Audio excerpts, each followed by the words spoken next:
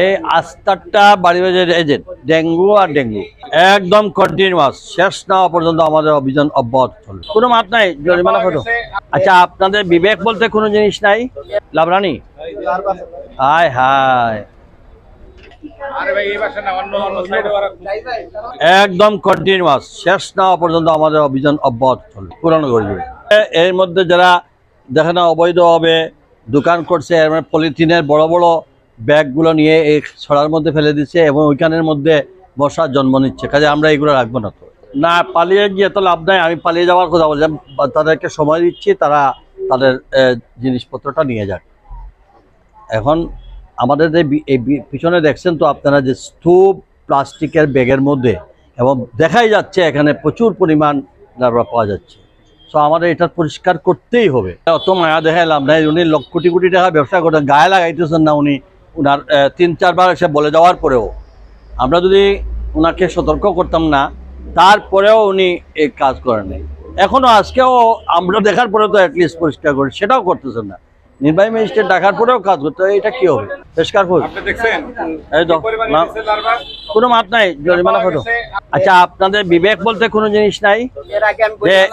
এর আগে 2 বার বলে গেছে, বলে যাওয়ার পরেও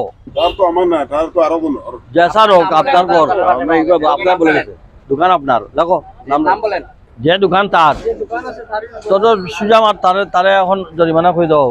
লাভরানি হায় হায়, এখন তো এগুলো বেশ বড় হয়ে গেছে।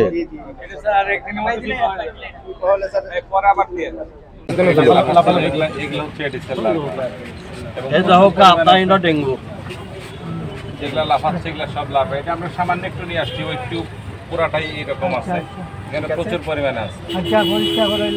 পরিষ্কার করিলে তো হইতো না, পরিষ্কার তো বহুদিন ধরে আমরা কইলাম।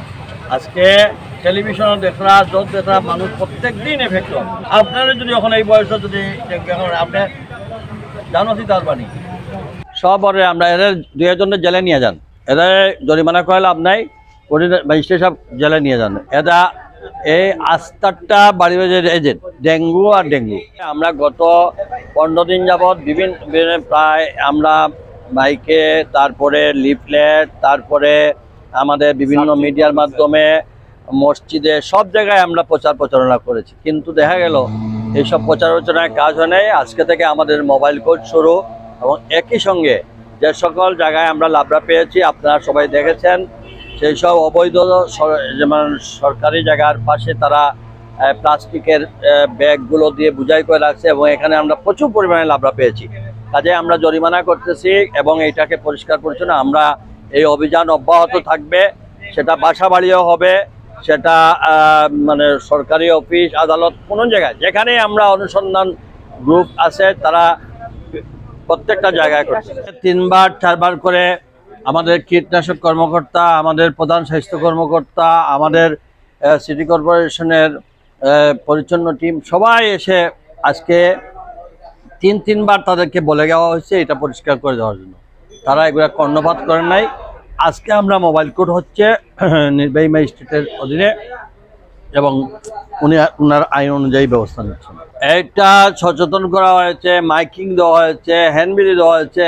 আমার মনে হয় বাংলাদেশে প্রতিদিন প্রত্যেকটা মিডিয়ায়, প্রত্যেকটা ইলেকট্রনিক মিডিয়ায় এই ব্যাপারে বারবার সতর্ক করা হচ্ছে। তারপরেও যদি এটা গায়ে না লাগান তো কী হয়? এটা দুঃখজনক। এবং ওনারা লক্ষ লক্ষ কোটি কোটি টাকার ব্যবসা করতেছেন, কিন্তু এই সামান্য জিনিসটা পরিষ্কার রাখলে আজকে মানুষ ক্ষতি। এইটা প্রত্যেকটা নিজেরা দেখছেন কি ধরনের বড় বড় কিটগুলো পাওয়া যাচ্ছে, কিভাবে লাভরা পাওয়া যাচ্ছে। এই যে দোকান যেটা ভাঙছে, পিছনে হলো সবচেয়ে বড় ইন্ডাস্ট্রি, পলিথিন ব্যাগ দিয়ে সব ড্রেন বন্ধ করে দিয়েছেন, এবং তারা এইটার মধ্যে পানি জমা করে আমাদের কীটনাশক যিনি উনি বলছেন স্যার এখানে এখনই ধ্বংস করতে হবে, এই মশার সাইজ অনেক বড় হয়ে গেছে এবং এখানে প্রচুর। তা আমরা এখানে তাদেরকে একটু পারমিশন দেন।